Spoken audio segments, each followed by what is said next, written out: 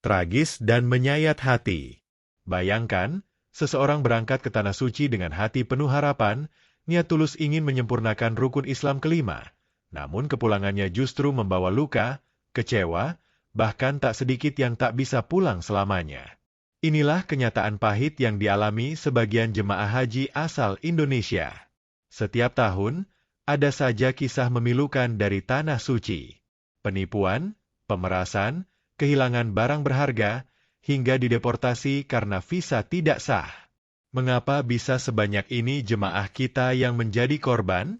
Dan mengapa seolah-olah Indonesia selalu jadi sasaran empuk oknum tak bertanggung jawab di Arab Saudi?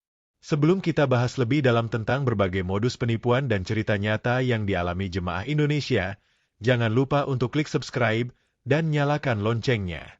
Dukung channel ini agar terus bisa menyuarakan kebenaran dan membuka mata publik tentang kisah-kisah penting seputar haji dan umrah.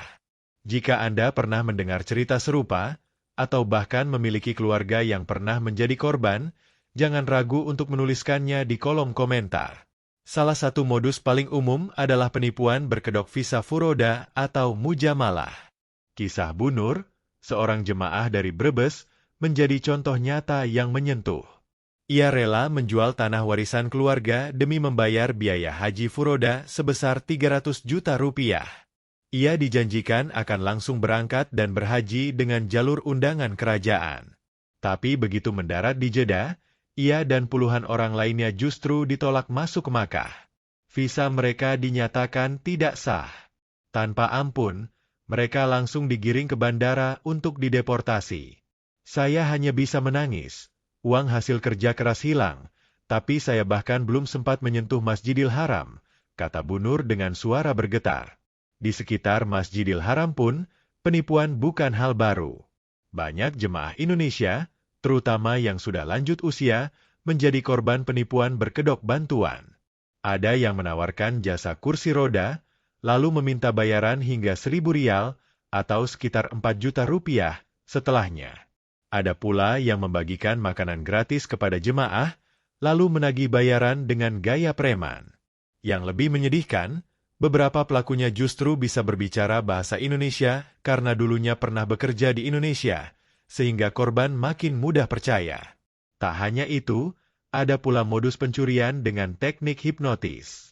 Seorang jemaah dari Surabaya menceritakan, saat ia duduk di lobi hotel, datang seorang pria yang mengaku sebagai petugas hotel. Ia mengajak berbicara, menanyakan nama dan asal, lalu membantu menyusun barang. Tanpa sadar, korban menyerahkan dompet, paspor, dan ponsel. Setelah sadar, orang itu sudah hilang, dan semua barang berharga lenyap. Menurut ahli psikologi, metode ini termasuk dalam hipnotis berbasis sugesti yang masih banyak digunakan di tempat ramai seperti Makkah dan Madinah, di mana orang sudah lelah secara fisik dan emosional. Modus lainnya adalah penipuan tenda dan transportasi bayangan saat menjelang puncak ibadah haji. Banyak jemaah non-kuota atau tanpa tasreh yang mulai panik saat tidak mendapatkan transportasi resmi menuju Arafah. Dalam kondisi panik itulah oknum menawarkan tiket bus tidak resmi, atau bahkan tempat di tenda palsu dengan harga selangit. Mereka dijanjikan bisa ikut wukuf, cukup dengan membayar 1.500 rial.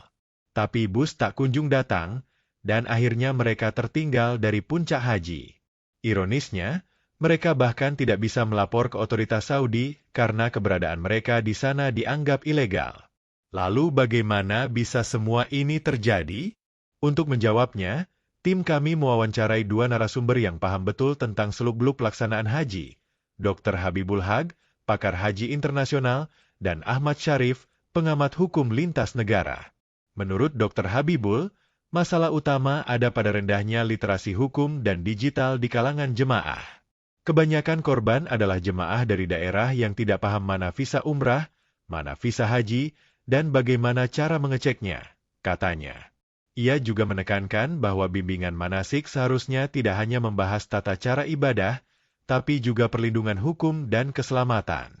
Sementara Ahmad Syarif menambahkan bahwa kasus-kasus ini sulit diproses secara hukum karena terjadi di wilayah Arab Saudi, bukan di Indonesia. Pemerintah kita harus lebih agresif dalam menjalin perjanjian perlindungan hukum untuk jemaah, agar mereka tidak dibiarkan sendiri saat menjadi korban penipuan di luar negeri, ujarnya. Pertanyaannya sekarang, apa yang bisa dilakukan pemerintah untuk mencegah hal ini terulang? Pertama, perlu ada edukasi menyeluruh tentang jenis-jenis visa, terutama bagi mereka yang berangkat dengan visa non-kuota seperti Furoda. Kedua, pembentukan Satgas Perlindungan Jemaah di Arab Saudi yang bekerja 24 jam, khusus untuk menangani laporan penipuan dan pelanggaran.